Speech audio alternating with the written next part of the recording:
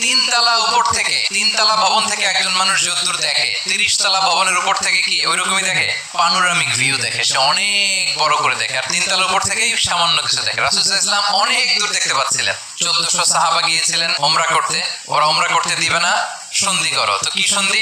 বলে যে রাসূলুল্লাহ লেখা যাবে না, রাসূলুল্লাহ কাটো। সাহাবীরা বলে আমরা কাটতে পারবো না। রাসূল সাল্লাল্লাহু আলাইহি ওয়াসাল্লাম বললেন না না, কেটে ফেলো। কাটা হলো। এই বছর উমরা করতে পারবো না, সাহাবারা বলে আমরা মানি না। রাসূল সাল্লাল্লাহু আলাইহি ওয়াসাল্লাম বললেন এটাও মেনে নাও। আগামী বছর আসবো উমরা করতে, থাকতে পারবো মাত্র 3 দিন। সাহাবীরা বলে অসম্ভব, এটা আমাদের ভূখণ্ড, আমরা 10 দিন মনে চায় থাকবো। রাসূল সাল্লাল্লাহু আলাইহি ওয়াসাল্লাম বললেন না না, বাদশাহ না, মেনে নাও।